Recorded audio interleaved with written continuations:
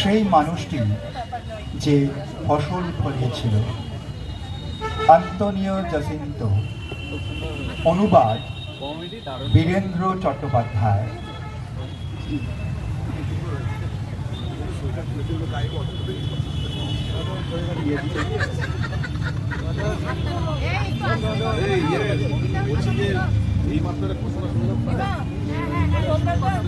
সেই বিরাট খামারটিতে কোনো বৃষ্টি হয় না। আমার কপালের ঘাম দিয়ে গাছগুলিকে তৃষ্ণা মেটাতে হয়।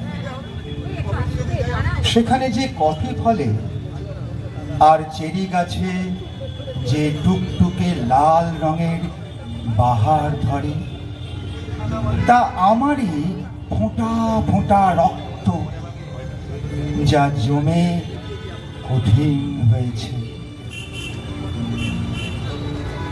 কফিগুলিকে ভাজা হবে, রোদে শুকোতে হবে, তারপর গুঁড়ো করতে হবে। যতক্ষণ না তাদের গায়ের রং হবে আফ্রিকার কুলির গায়ের রঙে ঘোর কৃষ্ণবর্ণ। আফ্রিকার কুলির জমাট রক্তে ঘোর কৃষ্ণবর্ণ। যে পাখিরা গান গায় তাদের জিজ্ঞাসা করো। যে ঝর্ণারা নিশ্চিন্ত মনে এদিক ওদিক ছুটোছুটি করছে তাদের। এই মহাদেশের মধ্যকার মানচিত্র থেকে যে বাতাস মর্মরিত হচ্ছে তাদের।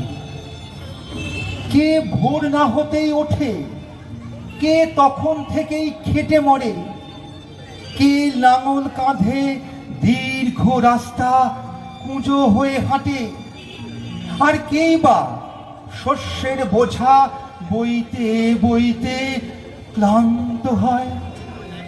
কে বীজ বপন করে আর তার বিনিময়ে যা পায় তা হলো ঘৃণা, বাসি রুটি, পচা মাছের টুকরো, শত ছিন্ন নোংরা পোশাক আর কয়েকটি নয়া পয়সা। আর এর পরেও কাকে পুরস্কৃত করা হয় চাবুক আর বুটের ঠোক্কর দিয়ে? কে সেই মানুষ?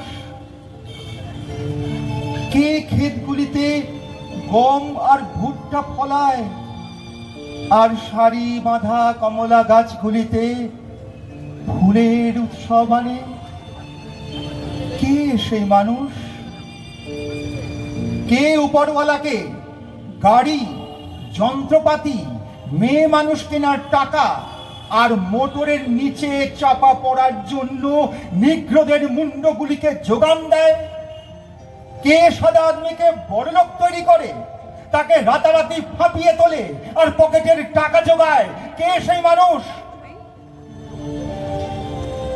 তাদের জিজ্ঞাসা করো। যে পাখিরা গান গায়, যে ঝর্ণারা নিশ্চিন্ত মনে এদিক ওদিক ছুটোছুটি করে, যে বাতাস এই মহাদেশের মানচিত্র থেকে মর্মরিত হয়, তারা সকলেই উত্তর দেবে, ওই কালো রঙের মানুষটা যে দিন রাত গাধার খাটুনি খাচ্ছে। আহা, আমাকে অন্তত ওই তাল গাছটার চূড়ায় উঠতে দাও। সেখানে বসে আমি মদ খাবো। তাল গাছ থেকে যে মদ চুঁইয়ে পড়ে আর মাতলামোর মধ্যে আমি নিশ্চয় ভুলে যাব, ভুলে যাব, ভুলে যাব আমি একজন কালো রঙের মানুষ। আমার জন্যই এই সব।